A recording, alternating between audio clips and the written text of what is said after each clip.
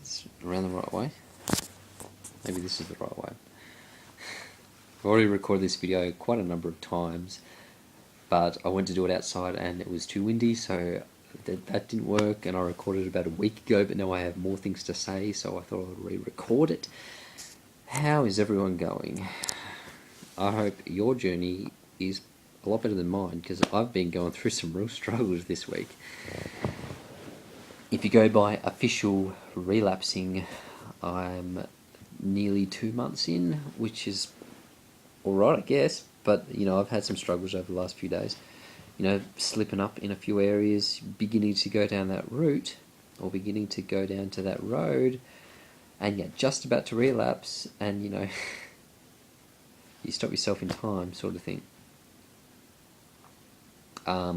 Basically, my issue is not so much whether I've relapsed or not.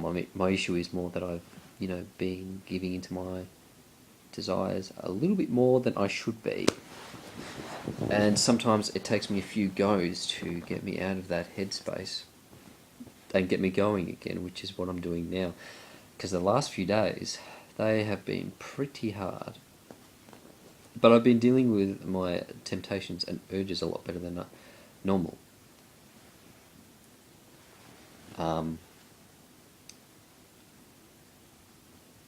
Because I guess self-control. But I've become a lot more sensitive towards PMO-related things as well, which is also good.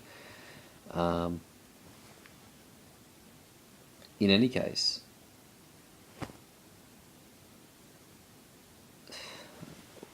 I think we all go through issues at some stage or another. We all have temptations and things like that. And sometimes, whatever circumstance, maybe you might be depressed or something like that, or you might be anxious, and sometimes you're just not on top of your game and you can let things slip through. There's another guy called Ruth the Truth, who has very, very good Nofap videos, and you should check him out. That's R-U-T-H, the Truth. T-R-U-T-H. And he had a video not long ago about loopholes, and he basically explained in his video about how he had given in. How he found a loophole basically where he wasn't relapsing, but he was getting to he wasn't relapsing, but he was sort of within that realm without actually relapsing. If that makes sense. You should really check out his video. It's kind of hard for me to explain. But the point is, and I've talked about this in the past, and it's an issue that I have, is that sometimes I find loopholes in that I'll speak personally, I can justify the actions that I'm taking in order to justify and say, well, if I do this, then technically I'm not relapsing, or if I look at this, technically I'm not relapsing. So, it's not that bad. But that's not true. That's not true. Because even if you find a loophole, and even if you're doing something that isn't causing you to relapse, then even if it's grey and it's still within that realm and it's still the wrong thing to do, then it's still the wrong thing to do. And I've let my guard down a couple of times already over the last couple of days. I mean, I can't change what I've done, but you learn from it and, you just push forward. But what I was going to expound on a little bit, and I think I talked about this in the last video I recorded last week, but I didn't upload, is that over your journey, or over my journey, is that you begin to discover after a while what sort of influences cause you to relapse. Now, we're all on a different journey, and what causes, where your relapse comes from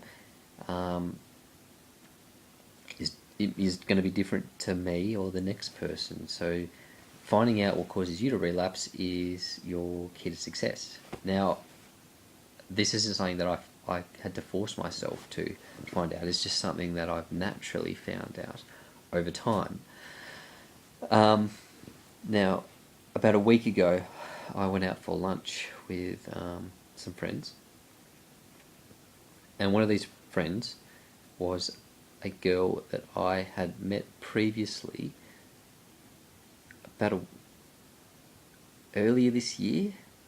I had a bit of a Bible study, and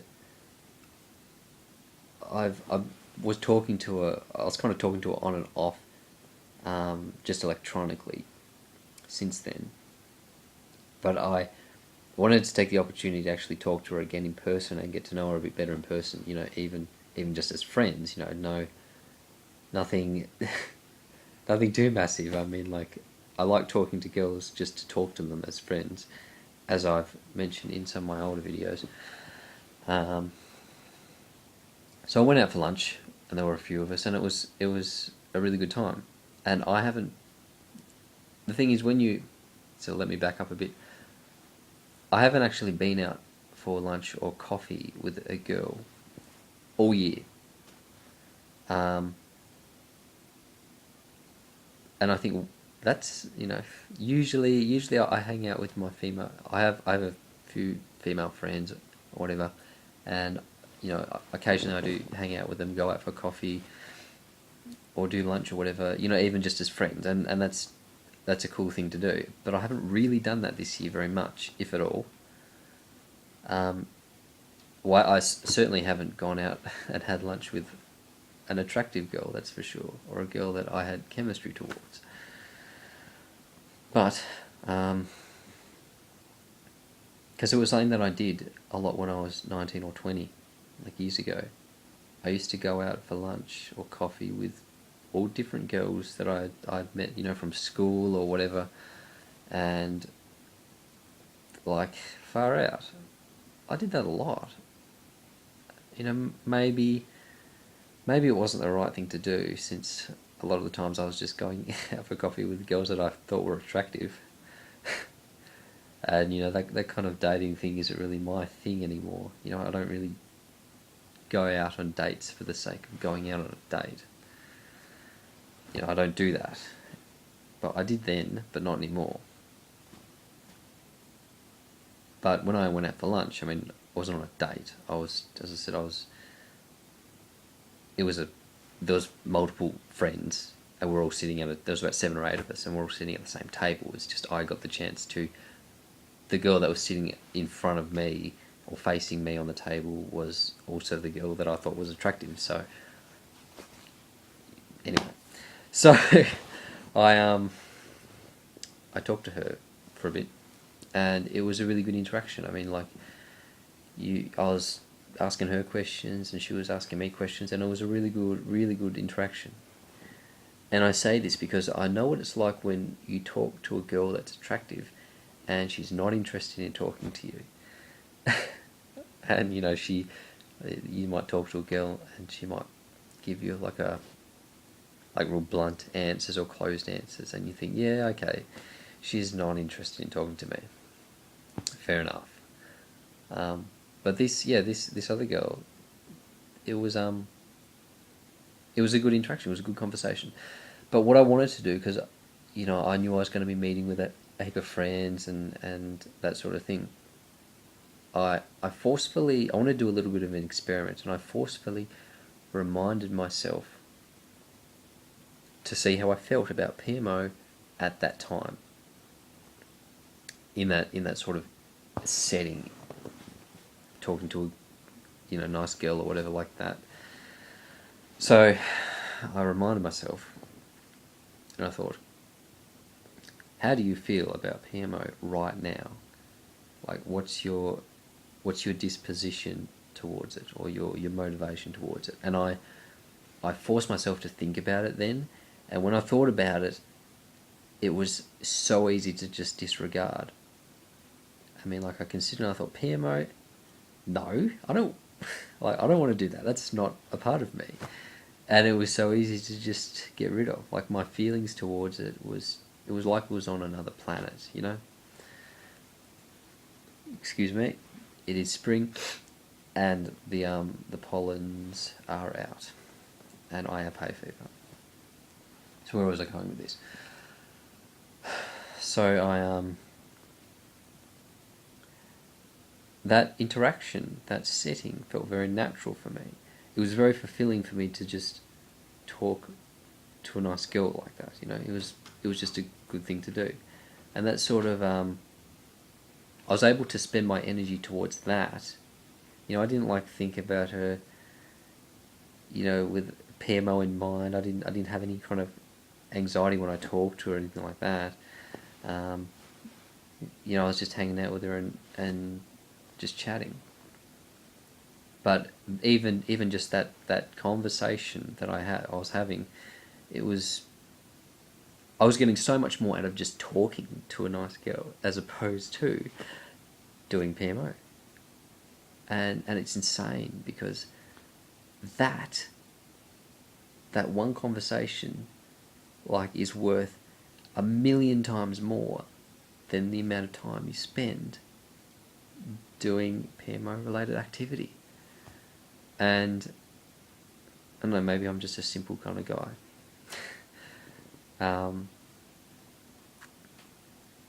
But that felt very natural for me. It felt like a very normal thing. But when I've relapsed in the past, or when I've been caught up with this kind of thing, PMO related, when you do it, you think, well, for me personally, I think maybe, if it's happened to you, let me know, so I don't feel alone. Because if I relapse or whatever, I think, man, that doesn't feel like something I'll do. This feels very out of character. Like relapsing, that sort of thing, really out of character. Like I wouldn't do that, but yet there I was doing it. But when I was talking to someone, when I was talking to this girl, going out for lunch, hanging out with my friends, it was like, this is good. This is normal. This is a very natural social interaction. And that sort of just reinforced it for me, I guess, in that God has built us in a way for us to enjoy our interaction with people with that verbal kind of way, like talking to people, or even sexuality kind of stuff, reserved for marriage. Well, that's what I believe, and that's what I believe the Bible says.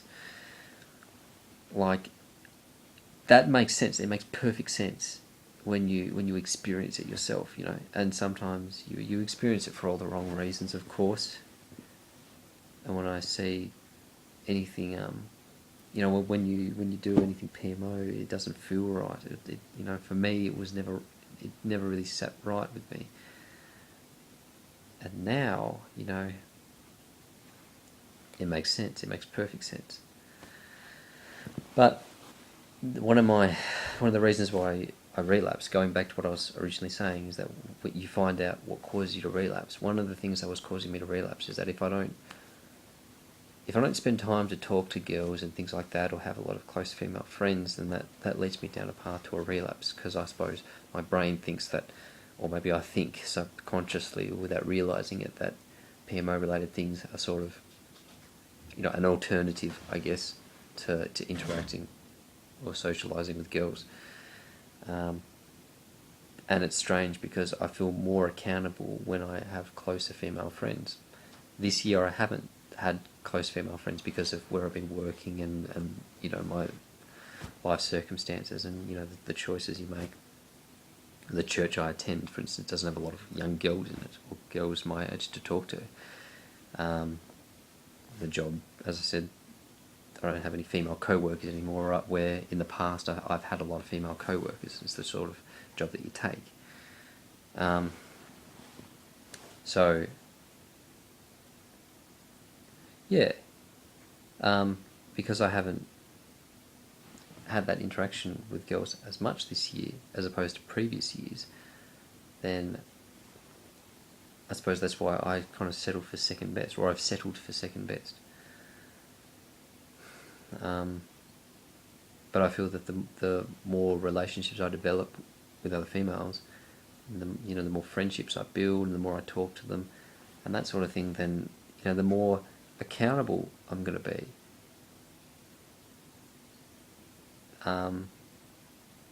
I know it's a strange thing. It's a strange thing because as I said, it's a personal journey. And I remember when I've had a girlfriend in the past, like, man, when I had a girlfriend, PMO was, it was, having a girlfriend gave me like the most accountability I've ever had towards it. And very, very easy to avoid. I mean, you're not totally immune, of course. Well, I wasn't immune, but my accountability just soared.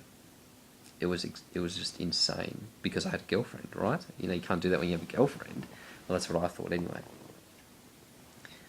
But we're all different. So what's going to keep you accountable is going to be a lot different to what keeps me accountable. What causes you to relapse is different to what causes me to relapse. Unless it's similar, of course. So yeah, you'll find out after a while what causes you to relapse and the motivation behind it, and then you'll be able to channel your energy correctly into into the correct area once you find out what's causing you to relapse and how you can alleviate that, if that makes sense. So that's all for now. It is 20 to 11, Monday night, and I need to just chill out a bit before I go to bed.